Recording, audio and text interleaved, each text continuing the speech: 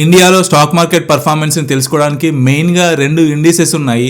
అవి ఒకటి సెన్సెక్స్, ఇంకొకటి నిఫ్టీ. సెన్సెక్స్ అనేది బాంబే స్టాక్ ఎక్స్చేంజ్ లో ఉంటుంది. ఇందులో టాప్ 30 లార్జ్ క్యాప్ కంపెనీస్ అనేవి ఉంటాయి. అదేవిధంగా నిఫ్టీ అనేది నేషనల్ స్టాక్ ఎక్స్చేంజ్ లో ఉంటుంది.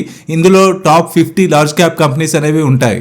అయితే ఈ కంపెనీస్ అనేవి ఒకటే సెక్టార్ నుంచి కాకుండా various sectors like finance sector, IT sector, ఇంకా ఎనర్జీ, ఆటోమొబైల్స్, ఫార్మస్యూటికల్స్ ఇలా అన్ని రకాల సెక్టార్స్ నుంచి సెలెక్ట్ చేసి ఈ సెన్సెక్స్ నిఫ్టీలో ఉంచుతారు. ఈ సెన్సెక్స్ నిఫ్టీ ఇండెక్స్ లని బెంచ్ మార్క్ ఇండెక్స్ అని అంటారు.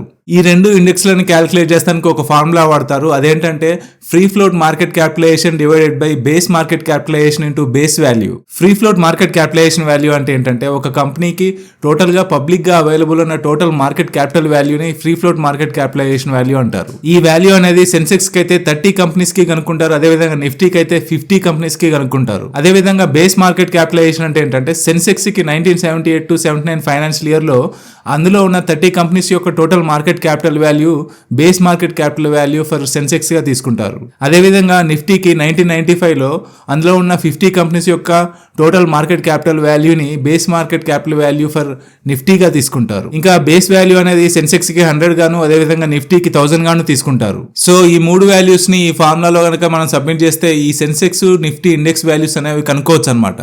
సెన్సెక్స్, నిఫ్టీ అంటే ఏంటి, అసలు వీటిని ఎలా క్యాలిక్యులేట్ చేస్తారా అనే విషయం గురించి నేను ఆల్రెడీ ఒక ఫుల్ వీడియో చేశాను.